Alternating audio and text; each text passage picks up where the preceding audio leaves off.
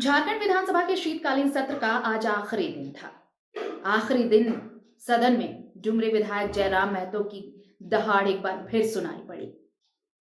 उन्होंने नियोजन पर सवाल उठाया, उन्होंने रोजगार पर सवाल उठाया, उन्होंने युवाओं के भविष्य को लेकर सवाल उठाया। उन्होंने कहा कि यह कैसा राज्य है जहां 3 लाख से ज्यादा पद खाली हैं। इसके बावजूद झारखंड के युवाओं को रोजगार के लिए विदेश जाना पड़ता है और विदेशों में कैसी स्थिति है ये सबको पता है। मजदूरों की मौत तक हो जाती है और कई बार तो परिवार वालों को शव तक नसीब नहीं होते। उन्होंने 2 वाकये का जिक्र किया। एक वाकया वो जब एक शख्स ने मौत से पहले विदेशों में वो रोजगार के लिए गया था और मौत से पहले उसने एक वीडियो बनाया था जिसमें उसने पलायन की पीड़ा बयां की थी। और एक और वाकये का जिक्र किया जब एक युवा ने पूछा था कि भाई यहाँ पर क्या कर रही है सरकार, क्या कर रही है विधायिका, क्या कर रही है कार्यपालिका, अगर यहाँ पर युवाओं का भविष्य एक प्रश्न चिन्ह की तरह है। यहाँ पर न रोजगार की व्यवस्था है, न शिक्षा की व्यवस्था है, तो ऐसे हालात में आखिर कोई क्यों नक्सली ना बने। इस दौरान जयराम महतो भावुक भी हुए थे। सुननी चाहिए आपको जयराम महतो ने सदन में क्या कुछ कहा है रोजगार को लेकर, शिक्षा को लेकर, नियोजन को लेकर। सुनिए। डेटा निकाले अध्यक्ष महोदय, 70-74 नौजवानों का डेथ विदेशों में और अन्य राज्यों में क्यों हुआ? वो रोजगार की तलाश में गए थे, वो अधिकारी बनने नहीं गए थे, वो इंजीनियर, डॉक्टर, वकील बनने नहीं गए थे, वो मजदूर बनने गए थे और मजदूर बनने के क्रम में वहां वो मर जाते हैं। ये हमारे राज्य का दुर्भाग्य है। इसीलिए मैं चाहता हूं कि इन मुद्दों पर राज्य सरकार गंभीर रहे। इसीलिए मैं चाहता हूं कि इन मुद्दों पर माननीय मंत्री गंभीर रहे और एक समिति का निर्माण करे और बिल्कुल वो निगरानी में रखे। न्यायपालिका अलग होती है, विधायिका अलग होती है, लेकिन वो निगरानी रख सकती है। इसलिए मैं आग्रह करता हूं कि वो आश्वस्त करे कि ये जो मामला कोर्ट में लंबित है उसमें राज्य सरकार गंभीर होकर उसको निगरानी में रखेगी। एक छात्र ने यहां तक कहा था, इन व्यवस्थाओं से दुखी होकर क्यों ना मैं नक्सली बन जाऊं। इसलिए आज अगर झारखंड के इतिहास की बात करें अध्यक्ष महोदय, तो एक भी एग्जाम कैलेंडर का अनुपालन नहीं हुआ है। अगर जेपीएससी की बात करें तो हम इन 25 साल में बड़ी मुश्किल से 12-13 तक आ पाए और हमारा पड़ोसी राज्य बिहार 25 सालों में 25 बीपीएससी कर चुका है। राज्य की 11 नियुक्तियां सीबीआई जांच चल रही, उसमें भी हमें उत्तर मिला जिसमें इन्होंने 9 लिखा है, जबकि अखबारों की माने तो 11 नियुक्तियां हैं जिनमें सीबीआई की जांच चल रही है। वहां भी जवाब जो आ रहा है अध्यक्ष महोदय वो गोल मटोल आ रहा है। जवाब महोदय आप भी जानते हैं कि इस राज्य की परिस्थिति क्या है। 2002 में हमारे साथ क्या हुआ, स्थानीय नीति की बात को लेकर मामला हाईकोर्ट में गया। हमारी राज्य की सरकार, हमारी विधायिका गंभीर नहीं होने के कारण आज उसकी दुर्दशा आज भी राज्य के युवा भुगत रहे हैं, आज भी राज्य के निवासी भुगत रहे हैं। तो हम चाहते हैं कि अधिकारियों के भरोसे मंत्रीगण ना बैठे, अधिकारियों के भरोसे सरकार ना बैठे। रिक्त पद हैं उनकी भरपाई ससमय होगी, जो भी कैलेंडर सरकार के द्वारा निर्धारित किए जाएंगे उनका अनुपालन होगा। जो लोग अगर परीक्षाओं में कदाचार होता है और जो दोषी होते हैं उन पर कार्रवाई होगी और साथ ही साथ जो 75% निजी कंपनियों में भी आरक्षण का मसला है उस पर सरकार गंभीरता पूर्वक निगरानी करते हुए उसमें हमारी जीत कैसे हो और 2002 में हमारे साथ जो हुआ है वो घटना, वो पुनरावृत्ति दोबारा दोहराई ना जाए। ये एक महीना में मेरे विधानसभा से लगभग 15-16 नौजवान विदेशों से, प्रदेशों से डेथ होकर आए हैं और विजय कुमार उनकी तो डेथ बॉडी आज भी नहीं है, क्योंकि ये विधानसभा का प्रोटोकॉल नहीं है वीडियो ऑडियो को दिखाना। अगर आप सुनेंगे तो आप भी रो देंगे अध्यक्ष महोदय। जब उसको गोली लगी सऊदी अरबिया में, उस व्यक्ति ने मरते मरते अपनी पत्नी को व्हाट्सएप में वॉइस नोट किया कि मैया के मैया हम नाय बचबो, हमरा गोली लग गया, पानियो नहीं मिलल, हम 1 घंटा से यहाँ रोडवा में पड़ लियो, अपन फोटोवा भेज रही खींच के, एटे देख लिए हमारे एटे आखिरी फोटो लगो। ये दुर्दशा है। इसलिए केवल प्रक्रियाधीन है, विचाराधीन है। इस बात को लेकर कौन संतुष्ट होगा अध्यक्ष महोदय? एक नहीं है। अगर हम लोग केवल यही बहाना करें कि न्यायालय में विधायिका का हस्तक्षेप नहीं होता है तो 25 साल बीत चुके हैं, हमारे पास स्थानीय नीति नहीं है, हमारे पास ढंग की नियोजन नीति नहीं है और 25 साल बीत जाएंगे। तो इस राज्य को बनाने का मकसद, आज हम लोग वीर शिबू सोरेन आज हमारे बीच नहीं रहे, उनको हम लोग दिल से श्रद्धांजलि दिए, लेकिन केवल श्रद्धांजलि देने से नहीं होगा। उनका सपना क्या था, उनका विचार क्या था, वो तभी साकार हो जाएगा, इस राज्य के लिए नीति बनेगी। तो अगर केवल हम लोग ये कह दें कि न्यायालय, सही बात है न्यायालय में हमारा हस्तक्षेप नहीं होता है, लेकिन यह तो करना होगा कि आप एक समिति बना दिए मंत्री के नेतृत्व में, उसमें विभिन्न दलों के विधायकों को समिति में रखें और एक निगरानी बनाकर आप उसको ध्यान में रखेंगे कि भाई इस नीति को, ये जो लंबित है मामला कोर्ट में, उसका जल्द से जल्द सुनवाई हो सके। महोदय, लगभग 3 लाख सरकारी पद रिक्त हैं और विगत 6 वर्षों में 20 से 30 हजार के करीब नियुक्ति हुई है, मतलब 8 से 10%। अगर इस गति से नियुक्ति हुई तो इन पदों को भरने में लगभग 15 से 17 वर्ष लगेंगे। इसलिए सरकार एक विशेष अभियान चलाकर इन पदों की नियुक्ति अविलंब करे। मैं भी उत्तर आया प्रक्रियाधीन है। तो अध्यक्ष महोदय, मैं ये जानना चाहता हूं कि आखिर ये को प्रक्रियाधीन क्या है, ये विचाराधीन क्या है। जब भी कोई गंभीर सवाल हो, जब भी कोई गंभीर सवाल हम लोग लाने का प्रयास करते हैं, विभाग का उत्तर होता है प्रक्रियाधीन है। आज तक माननीय सदस्य श्री जयराम कुमार महतो। धन्यवाद माननीय अध्यक्ष महोदय। मेरे आज का गैर सरकारी संकल्प का विषय था जो सरकारी पद रिक्त हैं उनकी भरपाई को लेकर। जो परीक्षाएं आयोजित होती हैं वो कदाचार मुक्त हों, एक निश्चित कैलेंडर के आधार पर परीक्षाएं हों, और साथ ही साथ जो 75% निजी कंपनियों में आरक्षण का प्रावधान है जो लंबित है, उस पर विशेष निगरानी समिति गठन करते हुए उसमें हमारी जीत कैसे हो। लेकिन जो उत्तर आया है अध्यक्ष महोदय, बिल्कुल गोल गोल घुमा हुआ उत्तर है। शायद अगर आप भी पढ़ेंगे तो इस उत्तर को समझ नहीं पाएंगे। महोदय, लगभग 3 लाख सरकारी पद रिक्त हैं और विगत 6 वर्षों में 20 से 30 हजार के करीब नियुक्ति हुई है, मतलब 8 से 10%। अगर इस गति से नियुक्ति हुई तो इन पदों को भरने में लगभग 15 से 17 वर्ष लगेंगे। इसलिए सरकार एक विशेष अभियान चलाकर इन पदों की नियुक्ति अविलंब करे। मैंने अपने पहले बजट सत्र में 10 तारीख 3रा महीना 2025 को एक प्रश्न किया था, जिसमें मुझे जवाब मिला था कि पुलिस कर्मी के 23,645 पद रिक्त हैं। अध्यक्ष महोदय, आज भी वह मामला प्रक्रियाधीन है। मैंने वह सवाल पुनः मानसून सत्र में भी पूछा 4 तारीख 8वां महीना 2025 को, उस समय भी उत्तर आया प्रक्रियाधीन है। तो अध्यक्ष महोदय, मैं ये जानना चाहता हूं कि आखिर ये को प्रक्रियाधीन क्या है, ये विचाराधीन क्या है। जब भी कोई गंभीर सवाल हो, जब भी कोई गंभीर सवाल हम लोग लाने का प्रयास करते हैं, विभाग का उत्तर होता है प्रक्रियाधीन है।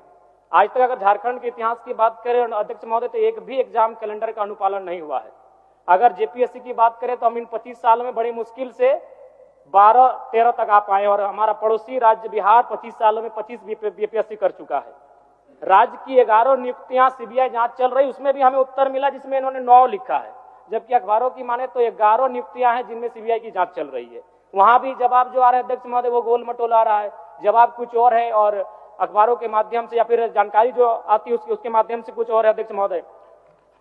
यहां तक कि अध्यक्ष महोदय, वर्ष 2006 में अखबार की सुर्खियों में एक टैगलाइन था, एक शीर्षक था कि जेपीएससी घोटाले के अभियुक्त आज कोर्ट में होंगे उपस्थित।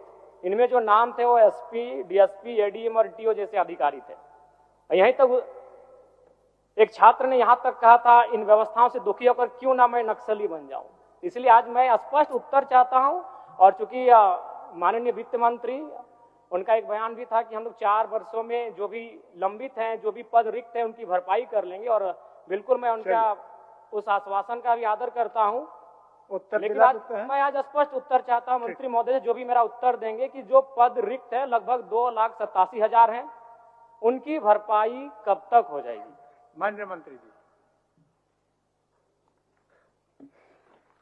अध्यक्ष महोदय, हम लोग ने बड़ी स्पष्ट जवाब दिया है माननीय सदस्य का विस्तार के संदर्भ।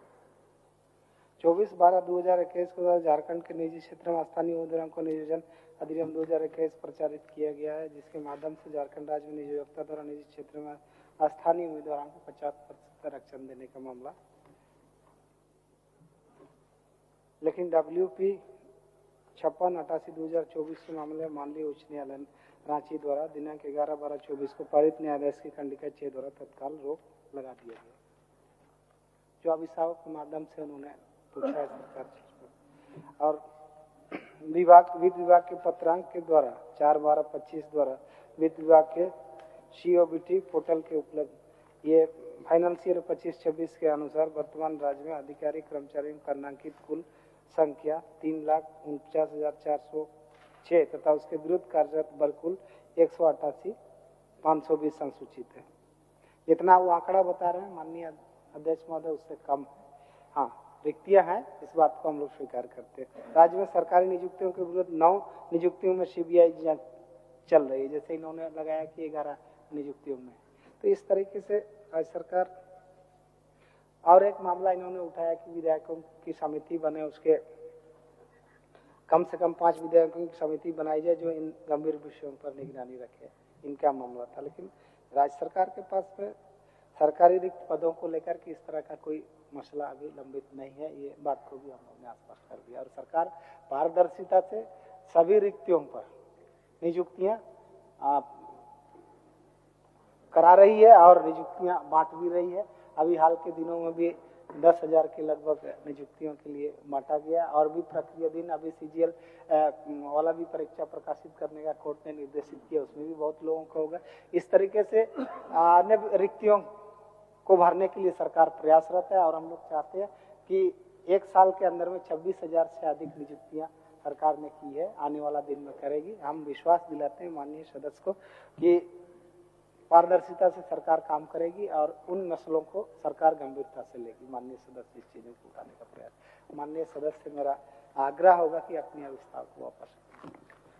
अध्यक्ष महोदय, मंत्री महोदय ने भी केवल जो विभाग से उनको उत्तर मिला उसे पढ़ के सुना दिया। अगर आप कहें तो हम भी पढ़ के सुना सकते हैं कि 11 कौन सी नियुक्तियां हैं जिनमें जांच हो रही है, जांच एजेंसियों की निगरानी में है। वो उत्तर उनको लिख के दिया गया है 9, वो भी बोल रहे हैं 9। और ठीक है, उन्होंने कहा कि एक वर्षों में जो 25 से 30,000 की नियुक्तियां का जो मामला है वो आश्वासन दें कि उनकी भरपाई एक वर्षों में हो जाएगी। वो कहें कि वो आश्वासन दे रहे हैं कि एक वर्ष में, यानी आज की तारीख से ठीक आज की तारीख तक 25 से 30,000 पदों की भरपाई होगी। मंत्री महोदय आश्वासन दें। माननीय मंत्री जी, हमने कहा कि विगत से अभी तक एक साल के अंदर में 26,000 के लगभग नियुक्तियां हो गई है, चाहे सरकारी या गैर सरकारी क्षेत्रों में। मैंने ये कहा है और अन्य रिक्तियों पर भी गंभीरता से सरकार नियुक्तियां करेगी, हर प्रक्रिया इसको पारदर्शिता से करेगी, यही मैं बताना चाह रहा हूं। अध्यक्ष महोदय, नहीं, सवाल अभी खत्म नहीं हुआ। अध्यक्ष महोदय, मेरा इसमें और एक था कि राज्य सरकार ने 2022 में एक जो नियम निर्धारण किया था कि निजी क्षेत्रों में भी 75% आरक्षण की व्यवस्था की जाएगी और लगभग 2 सालों तक वो व्यवस्था रही। फिर 2024 में दिसंबर के महीने में हाईकोर्ट का एक सुनवाई होती हाईकोर्ट के माध्यम से और उस नियम पर रोक लगा दिया जाता है। तो मेरा कहना यह है कि आज लगभग साल भर बीत जाएंगे, दिसंबर का महीना है, हम लोग दिसंबर के महीने में फिर आ चुके हैं, 1 साल होने को है। तो सरकार कितनी गंभीर है? बार बार तो कह रहे हैं मंत्री महोदय की सरकार गंभीर है, सरकार गंभीर है। तो सरकार कितनी गंभीर है कि 1 वर्ष होने के बाद भी उस पर हमारी कोई पहल नहीं? अध्यक्ष महोदय, आप भी जानते हैं कि इस राज्य की परिस्थिति क्या है। 2002 में हमारे साथ क्या हुआ, स्थानीय नीति की बात को लेकर मामला हाईकोर्ट में गया। हमारी राज्य की सरकार, हमारी विधायिका गंभीर नहीं होने के कारण आज उसकी दुर्दशा आज भी राज्य के युवा भुगत रहे हैं, आज भी राज्य के निवासी भुगत रहे हैं। तो हम चाहते हैं कि अधिकारियों के भरोसे मंत्रीगण ना बैठे, अधिकारियों के भरोसे सरकार ना बैठे, विधायिका की जवाबदेही हो, विधायिका की जिम्मेवारी हो। और ये चूंकि 1 वर्ष बीत चुका है कि भाई मामला कोर्ट में लंबित है, तो उसके लिए सरकार क्या कर रही है, मैं माननीय मंत्री महोदय से जानना चाहता हूँ। माननीय मंत्री जी, यहाँ तक कोर्ट का मामला है माननीय अध्यक्ष महोदय, हम लोग जानते हैं कि उसमें सुनवाई होती है तो साक्ष्य के आधार पर कोई चीजों पर वो निर्णय करती है। कोर्ट में तो हम लोग का हस्तक्षेप नहीं है। मान लिया कोई चीजें गलतियां होती है विधायिका से या किसी भी माध्यम से, तो उसको कोर्ट में अपील के माध्यम से लोग उस पर हर पहलुओं को देखते हैं, उसके बाद इस पर होगा। कोर्ट के मामले में तो हम लोग कोई टिप्पणी नहीं कर सकते हैं, लेकिन माननीय सदस्य को मैं आश्वस्त करता हूँ कि जो भी रिक्तियां हैं इस राज्य के अंतर्गत विभिन्न विभागों से, उस पर नियुक्ति की प्रक्रिया सरकार तत्परता से करेगी, मैं आश्वस्त करता हूँ। माननीय सदस्य अवस्था को। अध्यक्ष महोदय, मैं मानता हूं कि कोर्ट में, न्यायालय में विधायिका का हस्तक्षेप नहीं होता है, लेकिन वो एक्टिव रहती है, एक्टिव मोड में काम करती है। अगर हम लोग केवल यही बहाना करें कि न्यायालय में विधायिका का हस्तक्षेप नहीं होता है, तो 25 साल बीत चुके हैं, हमारे पास स्थानीय नीति नहीं है, हमारे पास ढंग की नियोजन नीति नहीं है और 25 साल बीत जाएंगे। तो इस राज्य को बनाने का मकसद, आज हम लोग वीर शिबू सोरेन आज हमारे बीच नहीं रहे, उनको हम लोग दिल से श्रद्धांजलि दिए, लेकिन केवल श्रद्धांजलि देने से नहीं होगा। उनका सपना क्या था, उनका विचार क्या था, वो तभी साकार हो जाएगा, इस राज्य के लिए नीति बनेगी। तो अगर केवल हम लोग ये कह दें कि न्यायालय, सही बात है न्यायालय में हमारा हस्तक्षेप नहीं होता है, लेकिन यह तो करना होगा कि आप एक समिति बना दिए मंत्री के नेतृत्व में, उसमें विभिन्न दलों के विधायकों को समिति में रखें और एक निगरानी बनाकर आप उसको ध्यान में रखेंगे कि भाई इस नीति को, ये जो लंबित है मामला कोर्ट में, उसका जल्द से जल्द सुनवाई हो सके। महोदय, इस पर मैं इसलिए गंभीर हूं और मैं व्यक्तिगत रूप से इसलिए गंभीर हूं क्योंकि मैं जिस विधानसभा से आता हूं, मैंने आपको उस दिन भी कहा था अध्यक्ष महोदय कि विगत 1 महीना 1.5 महीना में मेरे विधानसभा से लगभग 15-16 नौजवान विदेशों से, प्रदेशों से डेथ डेथ होकर आए हैं और विजय कुमार उनकी तो डेथ बॉडी आज भी नहीं है, चूंकि ये विधानसभा का प्रोटोकॉल नहीं है वीडियो ऑडियो को दिखाना। अगर आप सुनेंगे तो आप भी रो देंगे अध्यक्ष महोदय। जब उसको गोली लगी सऊदी अरबिया में, उस व्यक्ति ने मरते मरते अपनी पत्नी को व्हाट्सएप में वॉइस नोट किया कि मैया के मैया हम नाय बचबो, हमरा गोली लग गया, पानियो नहीं मिलो, हम 1 घंटा से यहाँ रोडवा में पड़ लियो, अपन फोटोवा भेज रही खींच के, एटे देख लिए हमारे एटे आखिरी फोटो लगो। ये दुर्दशा है। इसलिए केवल प्रक्रियाधीन है, विचाराधीन है, इस बात को लेकर कौन संतुष्ट होगा अध्यक्ष महोदय? एक नहीं। और अगर मैं भगोदर को जोड़ लूं, बिशुनगढ़ को जोड़ लूं, बरकट्टा को जोड़ लूं, पीरटाड़ को जोड़ लूं, टुंडी तोपचाची को जोड़ लूं, अगर गोमिया को जोड़ लूं, तो लगभग मैंने डेटा निकाले अध्यक्ष महोदय, 70-74 नौजवानों का डेथ विदेशों में और अन्य राज्यों में क्यों हुआ? वो रोजगार की तलाश में गए थे, वो अधिकारी बनने नहीं गए थे, वो इंजीनियर डॉक्टर वकील बनने नहीं गए थे, वो मजदूर बनने गए थे और मजदूर बनने के क्रम में वहां वो मर जाते हैं। ये हमारे राज्य का दुर्भाग्य है। इसीलिए मैं चाहता हूं कि इन मुद्दों पर राज्य सरकार गंभीर रहे, इसीलिए मैं चाहता हूं कि इन मुद्दों पर माननीय मंत्री गंभीर रहे और एक समिति का निर्माण करे और बिल्कुल वो निगरानी में रखे। न्यायपालिका अलग होती है, विधायिका अलग होती है, लेकिन वो निगरानी रख सकती है। इसलिए मैं आग्रह करता हूं कि वो आश्वस्त करे कि ये जो मामला कोर्ट में लंबित है उसमें राज्य सरकार गंभीर होकर उसको निगरानी में रखेगी। जयराम जी, इसी सुझाव के साथ अपना अभिस्ताव वापस लिए। तो आप जो सुझाव दिए माननीय मंत्री जी को वो तो ग्रहण किए, इसी के साथ माननीय मंत्री जी कह दे अपने पुनः एक बार आश्वासन। अच्छा, एक बार बोल दीजिए माननीय मंत्री जी, अध्यक्ष महोदय एक बार बोल दीजिए। माननीय सदस्य ने जिन सूचनाओं को सदन के सामने अभिस्ताव के माध्यम से रखा है, सरकार ग्रहण करती है और इस पर आने वाला दिन में निश्चित कार्रवाई। ठीक है अध्यक्ष महोदय, मैं इस विश्वास के साथ कि जितने भी रिक्त पद हैं उनकी भरपाई ससमय होगी, जो भी कैलेंडर सरकार के द्वारा निर्धारित किए जाएंगे उनका अनुपालन होगा, जो लोग अगर परीक्षाओं में कदाचार होता है और जो दोषी होते हैं उन पर कार्रवाई होगी, और साथ ही साथ जो 75% निजी कंपनियों में भी आरक्षण का मसला है उस पर सरकार गंभीरता पूर्वक निगरानी करते हुए उसमें हमारी जीत कैसे हो और 2002 में हमारे साथ जो हुआ है वो घटना, वो पुनरावृत्ति दोबारा दोहराई ना जाए, ये कार्य सरकार करेगी। मैं इसी विश्वास के साथ, इसी उम्मीद के साथ अपने अभिस्ताव प्रस्ताव को वापस लेता हूं। धन्यवाद।